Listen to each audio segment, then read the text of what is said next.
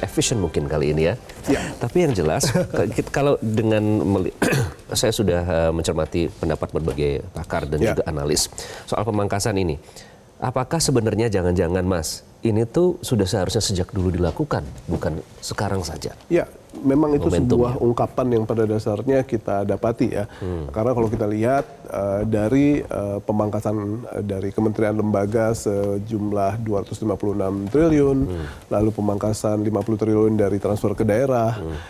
Item-item yang kita lihat adalah misalnya perjalanan dinas, seremonial, traveling, perjalanan para pejabat, rapat, lalu perayaan-perayaan, dan itu merupakan hal-hal yang memang sangat-sangat tidak perlu dan bisa dialihkan untuk hal-hal lain yang pada dasarnya memang amat sangat menjadi sebuah keharusan dan ujung-ujungnya juga bisa meningkatkan pertumbuhan. Jadi saya pikir kita harus coba dulu, kita lihat dulu apa yang pada dasarnya distrategikan oleh pemerintah dalam proses efisiensi dan juga realokasi agar pada intinya kita bisa melihat bahwa ada beberapa budaya-budaya dalam politik anggaran yang memang tidak boleh diteruskan gitu ya. Misalnya pemborosan lewat seremonial, pemborosan lewat perjalanan dinas itu seharusnya memang sudah harus dihentikan. Karena kan itu sudah dikritisi dari dulu sebenarnya Mas, dari tahun ke tahun, tapi sampai butuh instruksi presiden untuk akhirnya bisa dilaksanakan. Nah, itulah yang menjadi topik dalam editorial Media Indonesia kali ini. Pemirsa, efisiensi mesti sentuh esensi. Selamat menyaksikan.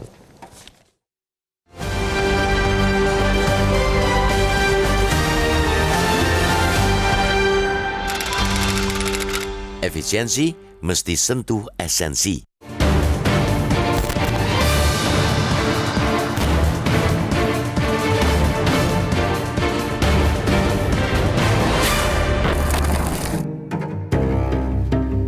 Efisiensi memang tidak sama dengan penghematan. Sekadar berhemat membuat kita bisa menomorduakan hasil, sedangkan efisiensi sebaliknya. Bahkan secara bahasa, efisiensi berarti menempatkan hasil atau tercapainya tujuan di depan sumber daya. Maka efisiensi tidak berkompromi pada hasil. Hasil tidak boleh hanya hampir tercapai, apalagi tidak. Pemahaman efisiensi itulah yang mutlak diterapkan pada efisiensi anggaran di pemerintahan Prabowo. Dengan sumber pendapatan yang menyempit, sedangkan program dan jumlah anggota kabinet semakin besar, kita sepakat bahwa efisiensi anggaran diperlukan. Terlebih selama ini sudah menjadi kebiasaan di banyak kementerian, lembaga, anggaran justru diboroskan untuk perjalanan dinas, rapat di luar kantor, seminar, dan berbagai acara seremonial.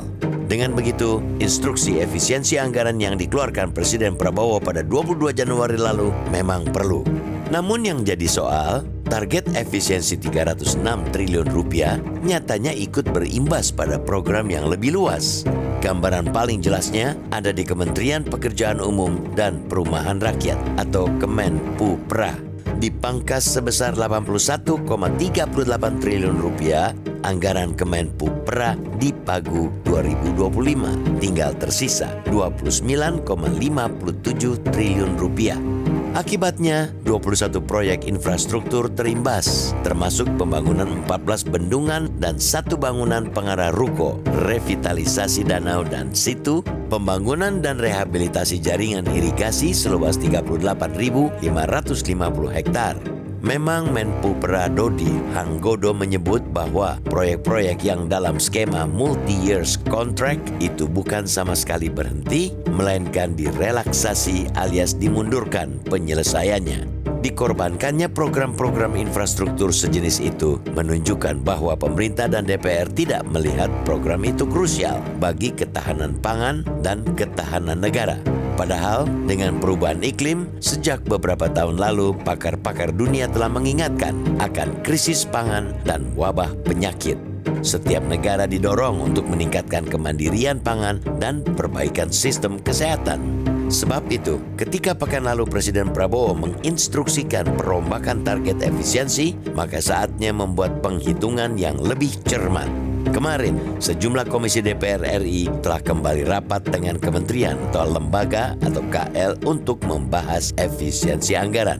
8 KL yang rapat kemarin memang bukan terkait dengan pertahanan dan ketahanan negara. Sebab itu, kita mendesak agar penghitungan kembali target efisiensi juga dilakukan pada kementerian-kementerian tersebut, termasuk Kemenpupra, Kementan, Kemenhan, dan bahkan Basarnas yang menunda pengadaan alutsista SAR akibat efisiensi 50%. Sekali lagi kita tekankan, efisiensi anggaran tetaplah harus berpijak pada hasil keseluruhan program, bukan sekadar mengejar hasil 1 atau 2 program saja. Tanpa keadilan dan keberimbangan pada efisiensi anggaran, pemerintah sebenarnya mempertaruhkan ketahanan dan pertahanan negara. Rakyat dihibur lewat perut, sementara matanya ditutup dari ancaman krisis yang lebih besar terus mengintai.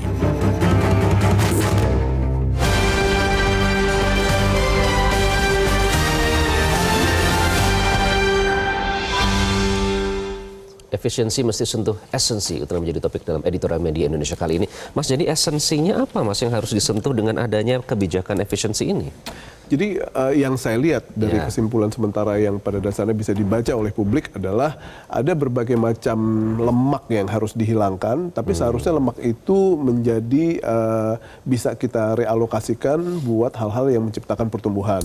Jadi istilahnya we want to lose the fat, not the muscle, gitu ya. Itulah yang pada akhirnya bisa kita pahami. Tetapi kan kita sekarang belum melihat hasil dari apa yang bisa kita lihat dari pengurangan dan efisiensi ini. Yang ada adalah beberapa kementerian atau beberapa lembaga itu sudah belum apa-apa udah mengeluhkan nggak punya uang, nggak punya anggaran untuk menggaji pegawai dan lain-lain. Padahal kita sama-sama tahu alokasi yang pada dasarnya menjadi bagian dari belanja pegawai kita itu cukup besar, dari 1/4 bahkan 1/3. Dan itu ada di kementerian lembaga dan juga transfer daerah. Jadi sekarang kalau misalnya bagaimana kita menyikapi hal ini, itu sebenarnya harus dijalani dengan keteguhan, ya, keberanian, karena when it comes to pegawai atau angkatan kerja, keputusan-keputusan yang tidak populer pasti akan dihadapi oleh pemerintah. Kenapa? Karena ini seharusnya bisa, efisiensi ini itu seharusnya bisa menjadi momentum untuk menghilangkan fat yang ada di belanja pegawai kita. Kalau ternyata seperti apa yang Ombudsman bilang bahwa kualitas pelayanan publik kita masih buruk, ya, ini seharusnya menjadi salah satu momentum untuk membersihkan orang-orang PNS, ASN yang tidak punya kompetensi, yang tidak punya semangat untuk melayani publik dengan baik, dibersihkan. Masalahnya ini tidak populer. Yang kedua, tatanan peraturan yang bisa secara fleksibel membuat sebuah lembaga pemerintah itu memiliki organisasi yang fleksibel dari sisi size, itu juga sulit. Dan PNS kan sulit dipecat, ya. Padahal kita tahu bahwa banyak sekali PNS yang tidak punya sense of KPI, tidak punya target kerja yang seperti halnya kita di swasta. Apabila kita di swasta, KPI kita tidak masuk, dengan sangat mudah kita bisa mengganti orang tersebut atau kita bisa melakukan resizing terhadap organisasinya. Tapi kalau PNS kan nggak bisa. Jadi memang ini merupakan sebuah momentum yang harus disikapi dengan tegas, dengan strategis, dan dengan keberanian agar we lose the fat, but we don't lose the muscle. Khususnya dalam hal belanja pegawai. Itu relevan sekali, Mas Arief, karena memang dari hasil penelitian terhadap beberapa anggaran kementerian memang yang tertinggi adalah belanja pegawai, alih-alih belanja modal, bukan ternyata di belanja pegawai. Jadi kan itulah salah satu esensi yang harus disasar dalam pemangkasan efisiensi ini. Nanti kita akan bahas lebih lanjut. Bagaimana pendapat Anda? Kami nanti undangan untuk berpartisipasi.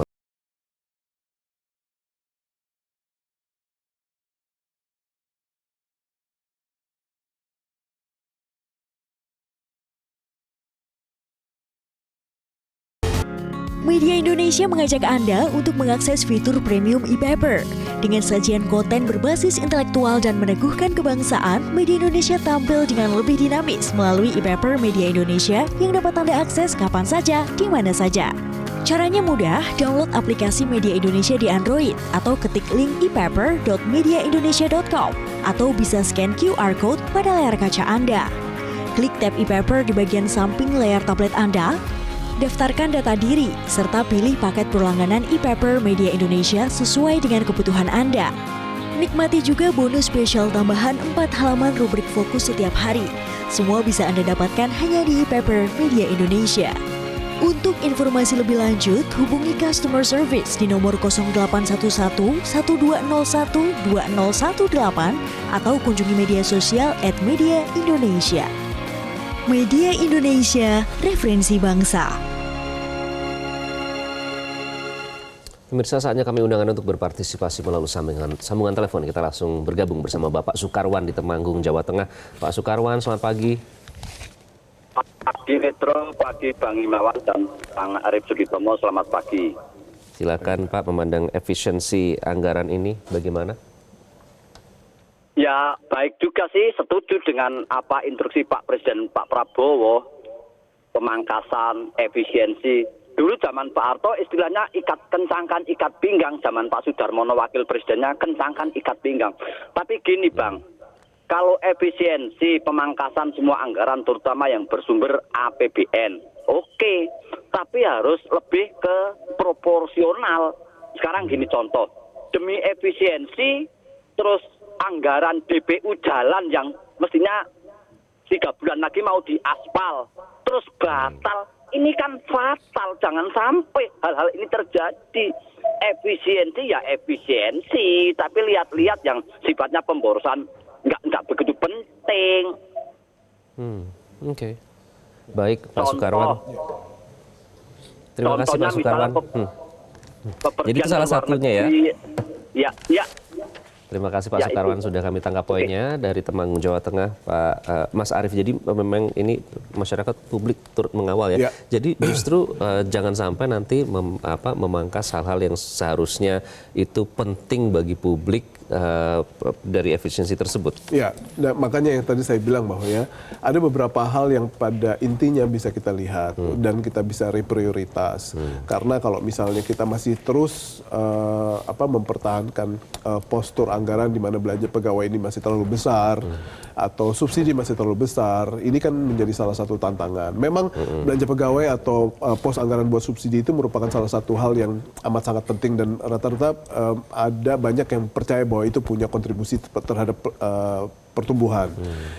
Tetapi apakah itu sepenuhnya tepat? Misalnya kita sangat-sangat gentar apabila ini terkait sama sumber daya manusia yang tidak berkualitas. Itu kan merupakan salah satu hal yang perlu dikoreksi karena beban dari biaya pegawai ini juga merupakan salah satu hal yang harus kita lihat, bukan justru alokasi-alokasi yang terkait sama infrastruktur gitu ya, kayak misalnya kesejahteraan publik yang terkait sama apa yang pada dasarnya harusnya tetap mereka bisa nikmati. Misalnya kayak tadi yang Pak Sukarwan bilang, jalanan udah siap diaspal, malah dikorbankan gitu ya. Nah, seharusnya kan ada hal-hal yang seharusnya bisa direalokasikan dengan secara tepat. Tapi kalau saya lihat Iqbal, dari 2025 ini kita punya 2.701 triliun.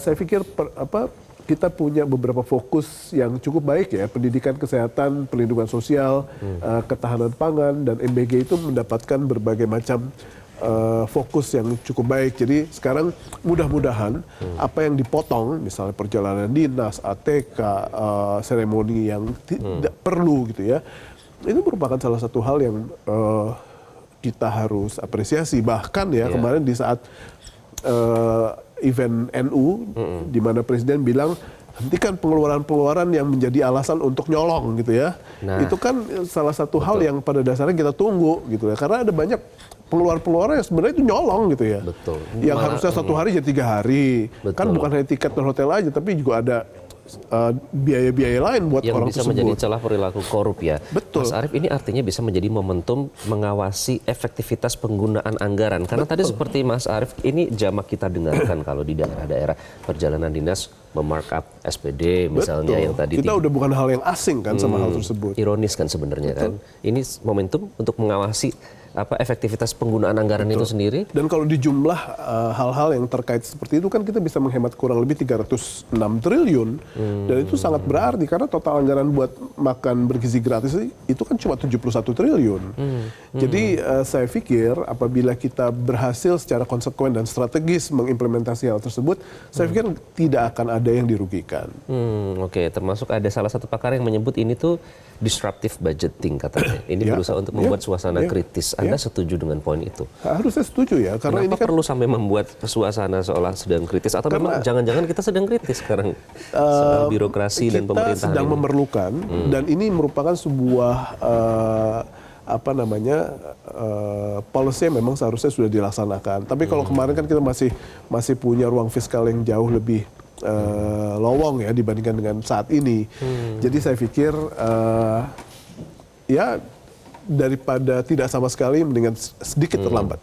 Oke. Mas, jadi kementerian harus seperti apa dalam mengawasi, dalam menjalankan kebijakan ini? Karena seperti kita tahu ya, Pak Menteri HAM saat itu, Natalius Pigai bahkan minta dari 64 miliar menjadi 20 triliun. Zulkifli Hasan menyatakan ya gimana caranya motong, susah untuk motong seperti itu. Nah, bagaimana? Ya kalau orientasinya masih pada orientasi yang klasik ya, atau bahkan diada-adakan, yang tidak perlu diperlukan gitu ya, bahkan itu bisa menjadi bagian dari alasan nyolong yang diungkapkan oleh Presiden beberapa hari yang lalu, saya pikir ya nggak akan ada habis-habisnya penambahan anggaran yang pada akhirnya dibutuhkan oleh para menteri-menteri tersebut gitu ya. Tapi sekali lagi ini kan merupakan sebuah hal yang memang perlu kita lakukan dan harus dilakukan sejak lama, yakni berbagai macam tradisi dari anggaran atau eksekusi anggaran yang seharusnya sama sekali tidak perlu gitu. Bahkan ini merupakan sebuah tradisi yang koruptif dan kalau misalnya kita bisa hentikan tradisi ini koruptif, buktinya kita bisa terorientasi atau terproyeksikan kita bisa mengurangi 306 triliun. Jadi saya pikir ini merupakan sebuah langkah yang harus kita lihat, kita cermati, dan along the way kalau misalnya ada beberapa hal yang secara prioritas tidak dilaksanakan, misalnya infrastruktur atau hal-hal yang terkait dengan pelayanan publik, teriakan. Dan kita harus pastikan bahwa prioritas-prioritas yang pada dasarnya diperlukan oleh publik itu benar-benar terlayani. Jadi bukan kita merealokasikan dengan menyelamatkan misalnya hanya dengan belanja pegawai, padahal kualitas dari angkatan kerjanya tidak bagus. Menarik soal kualitas pelayanan publik ini, Mas. Karena dikhawatirkan apakah pemangkasan ini bisa menurunkan kualitas pelayanan publik. Termasuk, jadi tadi jangan diada-adakan ya, termasuk mungkin menambah staf sus itu termasuk diada-adakan atau tidak. Karena itu juga dianggap melukai keadilan masyarakat. Pemirsa, kami akan kembali sesaat lagi. Tetaplah di Editorial Media Indonesia.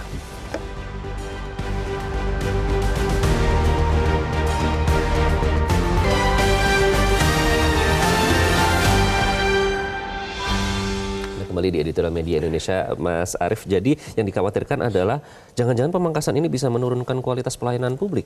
Itu merupakan sebuah kekhawatiran yang valid dan kita harus teriakkan apabila itu memang terjadi. Sehingga bagaimana sekarang pemotongan anggaran secara keseluruhan itu kita harus jaga agar pelayanan publik dan hal-hal yang pada akhirnya bisa menumbuhkan pertumbuhan, bisa memberikan dampak pada growth, itu jangan sampai terkorbankan. Apabila itu terjadi, itu fungsi kita ada di sini, Iqbal, untuk bisa kita teriakkan, kita suarakan bahwa beberapa kementerian telah salah mengimplementasi kebijakan. Dan saya pikir niat yang utama ini, niat yang mulia ini dari Presiden Prabowo jangan sampai disabotase oleh PNS atau oleh birokrat yang korup gitu ya. Jadi ini merupakan salah satu hal yang memang kita harus jaga karena ujung-ujungnya lebih kepada kan Presiden sudah bilang bahwa saya menghemat ini untuk uangnya diberikan kepada rakyat gitu ya. Bukan untuk dikeluarkan dalam bentuk pengeluaran-pengeluaran yang menjadi alasan untuk nyolong gitu ya. Dan ini merupakan salah satu hal yang kita harus jaga. Dan kurang lebih tidak ada kata lain kecuali kita lakukan ini secara seksama untuk lihat mana kementerian-kementerian yang dengan mulus bisa mengimplementasi hal ini. Jangan sampai ada kementerian-kementerian yang bilang bahwa kita nggak punya uang lagi untuk anggaran untuk menggaji segala macam. Saya pikir ya itu merupakan salah satu hal yang menjadi tantangan mereka untuk melihat angkatan kerjanya bagus, berkualitas atau tidak. Artinya harus ada evaluasi juga ya Mas ya, dan berkala ya. Jangan gelontorkan kebijakan ini setelah itu tidak ada evaluasi, ribut sendiri, jangan sampai. Mas Arief, terima kasih. Mungkin saya ingin mengutip sedikit ya dari hasil diskusi kita hari ini. Seorang pakar mengutip Gordon Tullock, ekonom Amerika, itu menyatakan bahwa pegawai organisasi publik ini memiliki kecenderungan menjadi budget maximizer. Ini berkebalikan dengan organisasi swasta di mana pegawai yang bisa menghemat akan mendapatkan insentif tambahan. Kita tidak inginkan itu terjadi. Sekali lagi terima kasih Mas Arief dan pemirsa sudah menyaksikan editorial Media Indonesia. Pemirsa, untuk episode kali ini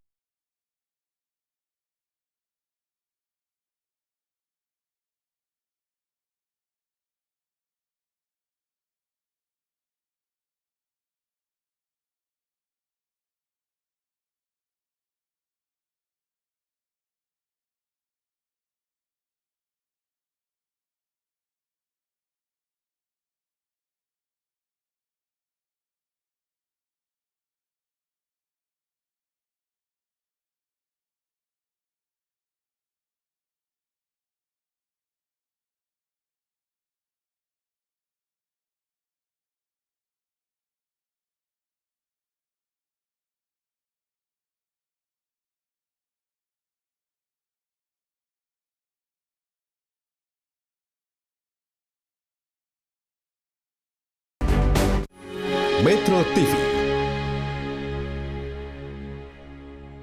Kick and Jelajahi cara baru mendapatkan informasi. Download Metro TV Extend sekarang.